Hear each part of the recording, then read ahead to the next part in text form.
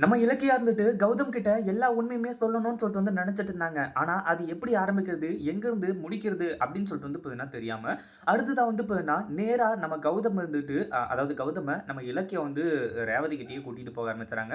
நம்ம ரேவதி என்ன ஆசைப்பட்டாங்க அப்படின்னு பார்த்தீங்கன்னா, கடைசி காலத்துல அவங்க கூட இருக்கணும்னு நினைச்சாங்க. முடியல. இன்னும் எத்தன நாள் உயிரோடு இருப்பாங்க அப்படின்ற விஷயம் பார்த்தீங்கன்னா ஒரு கேள்விக்குறியாவே இருந்துட்டு இருக்கு.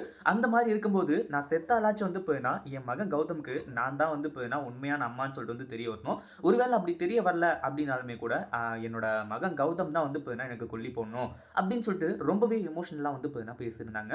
இப்போ நம்ம இலக்கியாவுக்கு பார்த்தீங்கன்னா இந்த விஷயத்த பத்தி கௌதம் கிட்ட சொல்லியே ஆகணும். ஆனா அதுக்கு எந்த முறையில சொல்றது அப்படின்னு சொல்லிட்டு தெரியாம, டைரக்ட்டா பார்த்தீங்கன்னா இப்போ கூட்டிட்டு போயிடுறாங்க நம்ம கௌதம. அதாவது நம்ம ரேவதி இருக்கக்கூடிய இடத்துக்கு. அங்க கூட்டிட்டு போனதுக்கு அப்புறமா ரேவதிய பார்த்து நம்ம கௌதம் கதை எழுதுறாங்க. "என்னம்மாச்சு உங்களுக்கு? இலக்கியா இவங்களுக்கு என்னாச்சு?" அப்படி இப்படின்ற மாரி பார்த்தீங்கன்னா கேட்கும்போது தான், இங்க நம்ம இலக்கியா பார்த்தீங்கன்னா, அந்த விஷயத்த பத்தி சொல்லலான்னு சொல்லிட்டு வராங்க. ஆனா, அந்த டைம்ல பார்த்தீங்கன்னா, ரேவதி இருந்துட்டு, இந்த விஷயத்த சொல்லிட்டியா இலக்கியா நீயி? அப்படி இப்படின்ற மாரி கேட்குறாங்க. கடைசியில, "இல்ல நான் எந்த ஒரு விஷயத்தையும் சொல்லல அத்த." அப்படின்ற மாரி சொல்லும்போது, கடைசியில பார்த்தீங்கன்னா, நம்ம இலக்கியா இருந்துட்டு, நீங்க நெனைக்கிற மாரி பார்த்தீங்கன்னா, அதாவது நீங்க உங்களோட உயிர காப்பாத்துனவங்க மட்டும் பார்த்தீங்கன்னா இவங்க கிடையாது. அதாவது ரேவதி அத்தை கிடையாது. உங்களுக்கு உயிர் குடுத்ததே பார்த்தீங்கன்னா, ரேவதி அத்தை தான் அப்படின்னு சொல்லிட்டு பார்த்தீங்கன்னா சொல்றாங்க. இத கேட்ட உடனே பார்த்தீங்கன்னா, நம்ம கௌதமுக்கு இத எப்படி புரிஞ்சுக்கிறதுன்னு சொல்லிட்டு தெரியல. அதுக்கப்புறம் தான் பார்த்தீங்கன்னா, நம்ம ரேவதி இருந்துட்டு, அ நீ நான் அதாவது நீ பார்த்தீங்கன்னா, நான் பெத்த மகன். நான் பார்த்தீங்கன்னா பெத்து உன்ன அனாதையா இப்படி விட்டுட்டு போயிட்டேனே அப்படின்னு சொல்லிட்டு நான் எத்தனையோ முறை ஃபீல் பண்ணிட்டு இருந்தேன் கௌதம். அப்படி இப்படின்ற மாரி சொல்லி, இப்போ உண்மையிலேயே நான் தான் உன்னோட அம்மா அப்படின்னு சொல்லிட்டு பார்த்தீங்கன்னா, நம்ம ரேவதியே சொல்ல ஆரம்பிச்சுறாங்க. அதாவது நம்ம கௌதமோட கன்னத்த தடவி கதறி அழுது, ஒரு பக்கம் நம்ம கௌதமும் கதறி அழுதுட்டு இருக்காங்க. "என்னம்மா சொல்றீங்க நீங்க? நீங்க தான் என்ன பெத்தவங்களா?" அப்படின்னு சொல்லிட்டு பார்த்தீங்கன்னா, நம்ம கௌதமும் கேட்டுட்டு இருக்காங்க.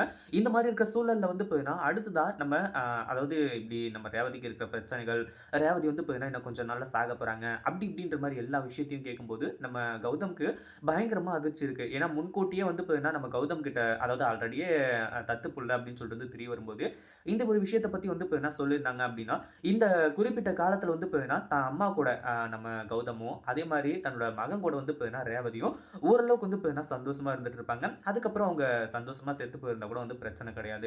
ஆனா இந்த இடத்துல பார்த்தீங்கன்னா, இவ்ளோ நாளா 2 பேருமே மீட் பண்ண முடியாம அதாவது மீட் பண்ணி பேசியும், இவங்க நம்மளோட அம்மா தான் அப்படின்னு சொல்லிட்டு நம்ம கௌதம்க்கு தெரியாம இருந்தது. எவ்ளோ பெரிய வருத்தத்த குடுக்கும் அப்படின்னு சொல்லிட்டு எல்லாருக்குமே நல்லாவே தெரியும். அது மட்டும் இல்லாம நம்ம கௌதம் கதறி அழுதுட்டு இருக்காங்க. "இலக்கியா எதுக்காக என்கிட்ட இந்த விஷயத்த பத்தி மறைச்ச?" அப்படின்ற மாரி கேட்டு இலக்கியா மேல எந்த ஒரு தப்புமே இல்ல கௌதம் அப்படின்ற மாரி சொல்லி, நம்ம இலக்கியாவுக்கு சப்போர்ட் பண்ணி நம்ம ரேவதிய பார்த்தீங்கன்னா பேச ஆரம்பிச்சுறாங்க.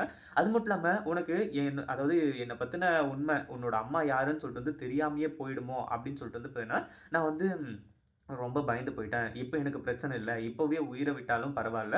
எனக்கு கொல்லி போடுறதுக்கு என் மகன் வந்துட்டான் அப்படின்ற மாரி சொல்லி கதறி எழுதிட்டு இருக்காங்க. இத பத்தி நீங்க என்ன நினைக்கிறீங்க? இந்த வீடியோ புடிச்சிருந்தா லைக் பண்ணுங்க, ஷேர் பண்ணுங்க. இப்ப தான் நம்ம சேனலுக்கு ஃபர்ஸ்ட் டைம் வரீங்க அப்படின்னா சப்ஸ்கிரைப் பண்ணிக்கோங்க.